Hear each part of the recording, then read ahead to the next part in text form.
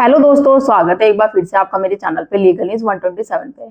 दोस्तों, जैसे आपने मेरा थंबनेल देखा, अब दहेज की जो झूठी एफआईआर जो पत्नियां करवाती है, आमतौर पे यही होता होगा आप लोगों के साथ। 99 या 99.9% यही मामले दर्ज होते हैं कि पत्नी यही बोलती है कि पति, सास ससुर ने, घर वालों ने मारा पीटा, घर से बाहर निकाल दिया, दहेज की डिमांड करते थे, दहेज के लिए टॉर्चर करते थे।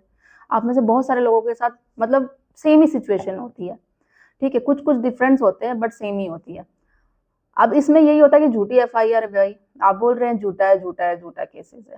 तो झूठा बोलने से नहीं, झूठा साबित करना पड़ेगा। अब आपको क्या करना है कि उसके खिलाफ अगर झूठा है जो उसने एफआईआर किया है, पत्नियां कर तो देती है एफआईआर, फिर उसके बाद प्रेजेंट नहीं होती या आगे केस चलाती नहीं है, आना छोड़ देती है।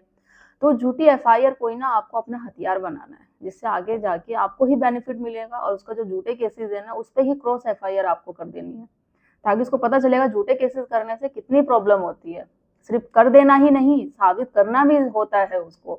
और आपको जब वो आप झूठा बोल रहे हैं तो उसको साबित आपको भी करना पड़ेगा कि वो झूठा है, केसेस झूठे ही एफआईआर कंप्लेन कर रखी है।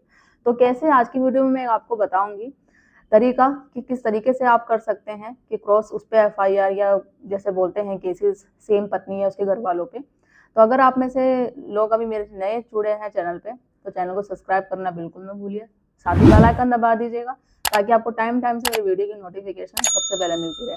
और ज़्यादा से ज़्यादा लोगों तक शेयर करिए, जो आप जैसे लोग हो, जो वो लोग पति जो पीड़ित है पत्नी के झूठे केसेस से, वो माँ बाप, वो सास ससुर जो अपनी बहू से पीड़ित है, आपके फ्रेंड सर्कल में, रिश्तेदारों में कोई भी हो, तो वहां तक पहुंचाइए ताकि आप जैसे आपको हेल्प मिल रही है उनको भी मिल सके। क्योंकि मेन मकसद है, जब तक आपको कानून की जानकारी नहीं होगी, नॉलेज नहीं होगी कि आपके पास भी राइट्स है, आपके पास भी अधिकार है, आपके पास भी कानून की है अधिकार कि आप भी केस लड़ सकते हैं, आप भी उसके खिलाफ, अपनी पत्नी के खिलाफ, वो झूठी पत्नी या अपने बहू के खिलाफ भी केस कर सकते हैं।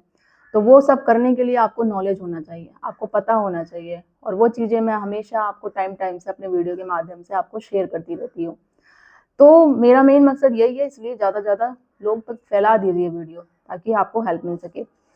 अब होता क्या है, जैसे मैंने बोला, जब वो झूठी एफआईआर करती है, एफआईआर तो कर दी, फिर वो आना बंद कर देगी। तो उसी को आपको हथियार कैसे बनाना है, आमतौर पर जब भी वही कहती है कि वो उसके या उसके घर वाले, उसके माता पिता, कि भाई मेरे माता पिता ने शादी में इतना खर्चा किया, ये दहेज दिया, वो दहेज दिया, और उसके भी लाइक फैमिली वाले बोलेंगे, उसका फादर या उसके भाई, कि हमने शादी में इतना खर्चा किया था, अब हमें सूद समेत वापस चाहिए। डिमांड वो ये करते हैं, नहीं करोगे तुम पे झूठे केसेस लगा देंगे, तुम्हें झूठे केसों में फंसा देंगे, तुम्हारी जॉब खा जाएंगे, तो ये कर देंगे, तुम्हारे भाई बहन की पढ़ाई नहीं होने देंगे। मतलब पूरे रिश्तेदारों में ऐसी हो जाएगी इज्जत, तुम्हारी इज्जत की धज्जियां उड़ा जाती है, वही चीज हो जाती है। ये सोच सोच के आपको टेंशन हो जाती है। जब वो चीजें ये खुद बोलते हैं ना कि भाई मेरे माँ बाप ने खर्चा किया, या उसके घर वाले खुद बोलते हैं, तो भाई दहेज देना तो वैसे ही अपराध है, कानूनी अपराध है ना दहेज लेना देना। अब आप ये सोचेंगे भाई अगर इस पे मैं कुछ करता हूँ तो प्रॉब्लम तो आप मुझ पे भी आएगी, क्योंकि दहेज तो मैंने भी लिया है। देखो, आप कभी नहीं बोलते हैं कि मैंने दहेज लिया है, दहेज दिया है वो, और वो घर वाले बोलते हैं, तो उनको उसी उन्हीं की बातों में फंसाना है। अब देखो, जब पहली बार आपको क्या करना, जब वो ऐसा बोलते हैं, इनकम टैक्स डिपार्टमेंट में आपको कंप्लेन कर देनी है कि ये लोग ऐसा ऐसा शादी में इन्होंने खर्चा किया है, या कैश किया है, या जो भी किया है। अब वो सबूत तो मांगेंगे कि वो बोल देंगे मैंने 10 लाख किया, 20 लाख किया, ठीक है, आप सबूत दो तो मैंने कैश किया था, तो भाई कैश दिया, इतना केस आग तक कहाँ से है, कहाँ से आया आखिर केस? तो सबूत तो देना ही पड़ेगा, नहीं देंगे इंक्वायरी होगी, चीजें होंगी, तो फंसेंगे फंसेंगे। और मान के चलो ये चीजें मैं इनकम टैक्स डिपार्टमेंट में इतनी कंप्लेंट करने पे ना, जो झूठी एफआईआर होती है, जब इनकम टैक्स डिपार्टमेंट में कंप्लेंट करूँ ना, सच में न्यूज भी आई है, मैंने भी पढ़ी थी। एक अभी मैं न्यूज़पेपर में पढ़ रही थी, एक अभी न्यूज वैसे में भी पढ़ रही थी, सोशल साइट्स पे भी। तो बहुत सारी कंप्लेंट आती है जो उल्टा ही खुद ही वो लोग फंस जाते हैं अगर आपने ऐसा किया तो। और दूसरा, जब दहेज दिया है, दहेज दिया कर रट लगा रहे हैं, तो उस पर कर दो आप क्रॉस एफआईआर कि भाई इन्होंने तो दहेज दिया है। अब सबूत आपके पास तो होंगे ही, वीडियोज होंगे, फोटोज होंगे, जिसमें वो आपको दे रहे हो सारी चीजें, कुछ ना कुछ चीजें होंगी, तो वो आगे आप सबूत के तौर पर पेश कर दो। तो देखो कैसे फंस जाएंगे।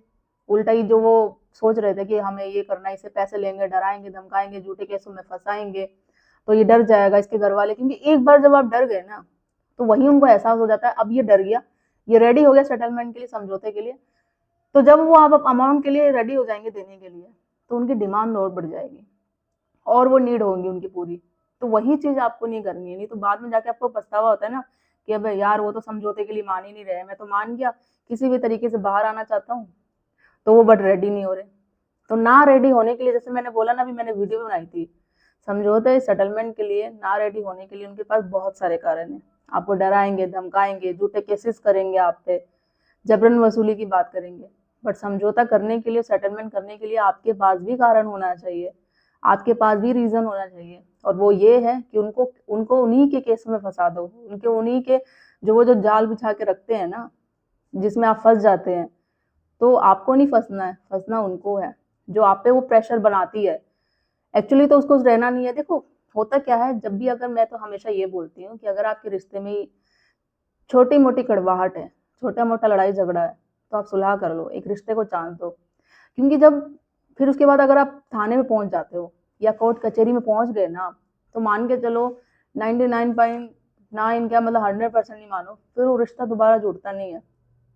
क्योंकि जब एक रिश्ते में जो ट्रस्ट होता है, जैसे हम विश्वास कहते हैं, वो टूट जाता है ना, तो दोबारा नहीं जुड़ता। जब आपको ये हो जाता है भाई मैंने तो शादी करी थी घर बसाने के लिए, या आप अगर आप सास ससुर हो, बोला कि मैंने अपने घर बसाने के लिए अपनी बहू को लेकर आया, बेटे की शादी करी, तो बट उल्टा हो गया, वो चीजें हुई नहीं, तो क्या फायदा ऐसे रिश्ते का। तो अगर उसने झूठे इतने सारे एलिगेशन आप पे लगा दी, ऐसे ऐसी बातें, ऐसे ऐसे केस कर दिए जो आप लोगों ने किए ही नहीं है, तो दोबारा उस घर की बहू को या उस पत्नी को आप कैसे घर पे लेके आओगे। भले वो जबरदस्ती एक बार आना भी चाहती हो, तो बट वो चीजें दोबारा जुड़ती नहीं है। क्योंकि मैं उन महिलाओं से भी बोलना चाहती हूँ जो झूठे केसेस करती है, आप लड़ झगड़ के एक बार आपको एहसास भी होगा कि चलो चली जाती, मुझसे गलती हो जाएगी, तो क्या आप वो विश्वास आपको दोबारा मिल पाएगा। जो रिश्ते शादी के टाइम आपको इतने सारे रिश्ते मिले थे, आप किसी की चाची, मामी, दीदी, हर एक रिश्ता, एक पत्नी, एक बहू मिले थे, तो वो रिश्ता क्या आपको दोबारा वो एक नाम मिल पाएगा। कोशिश तो करोगे, बट वो जो आपने इल्जाम इतने लगाए थे, झूठे केसेस आपने लगाया था, आरोप लगाया था, तो वो जुड़ पाएंगे।